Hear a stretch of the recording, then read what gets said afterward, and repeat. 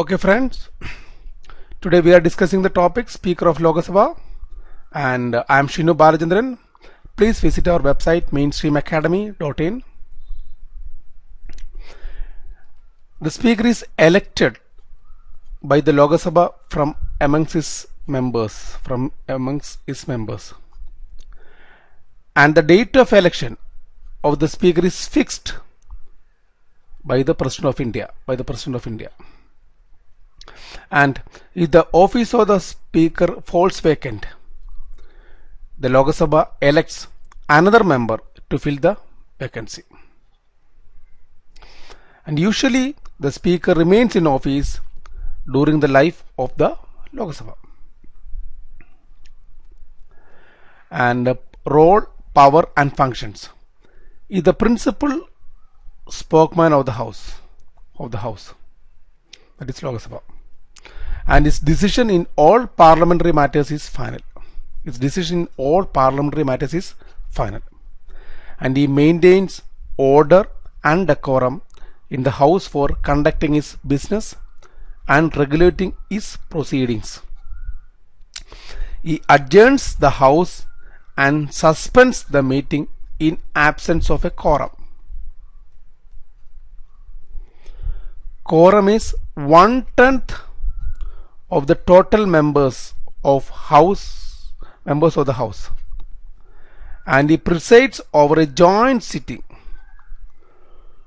of the two houses of the parliament, and such a sitting is summoned by the president to settle a deadlock between the two houses on a bill. And also the Speaker acts as the ex officio chairman of the inter-parliamentary group and inter-parliamentary, so here Indian parliamentary group and inter-parliamentary union, and he appoints the chairman of all the parliamentary committees. Number of parliamentary committees are there. They are standing committees and ad hoc committees. Standing and ad hoc. Usually standing committee are constituted every year, and they are continuous on the continuous basis, but ad hoc committees for any purpose. These are the difference between the standing committees and ad hoc committee. We will be discussing more about them in the future classes.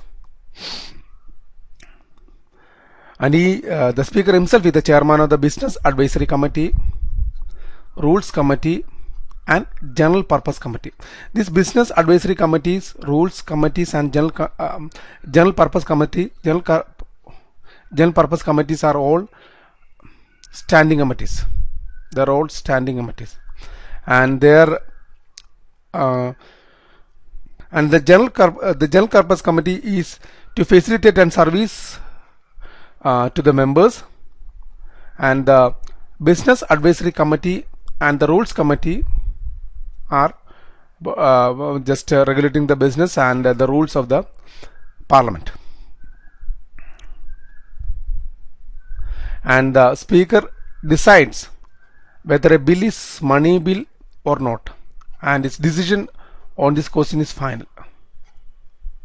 And when a money bill is transmitted to the Rajya Sabha for recommendation and presented to the President for assent, the Speaker should certify that it is a money bill.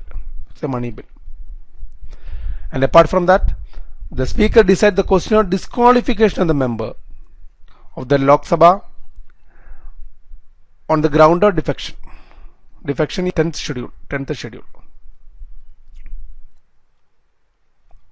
And here the Supreme Court ruled that the decision of the Speaker in this regard is subject to the judicial review. And Speaker pro-tem. The Speaker of the Lok Sabha, the last Lok Sabha, vacates his office immediately before the first meeting of the newly elected Lok Sabha, and the President appoints a member of the Lok Sabha as the Speaker pro-tem. Usually the senior most members are selected for this purpose, and the President himself administers oath to the Speaker pro-tem, and he has all the powers of the Speaker, and he presides over the first meeting of the newly elected Lok Sabha, and his main duty is to administer oath to the new members. And with the election of the new Speaker, the office of the Speaker pro-tem ceases to exist. So it is a temporary office. So let us discuss about the independence and impartiality of the Speaker.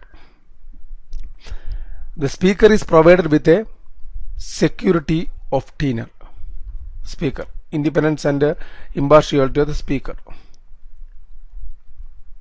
And he can be removed only by a resolution passed by the Lok Sabha by an absolute majority. Absolute majority means majority of the total members of the House. Total members of the House. And so another term called ordinary majority.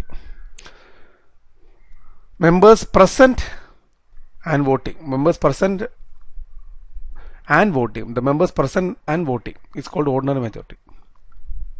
Voting. And this motion of removal can be considered and discussed only when it has the support of at least 50 members. And the Speaker is given a high position in the order of precedence, and is placed at the 7th rank along with the Chief Justice of India. And his salaries and allowances are fixed by the Parliament from the Consolidated Fund of India and are not subject to the annual vote of the Parliament. And his work and conduct cannot be discussed and criticized in the Lok Sabha except on a substantive motion. We will be dealing with all the types of motion in the future classes. And he cannot vote in the first instance, but he can only exercise a casting vote in the event of a tie. So this makes the position of Speaker impartial.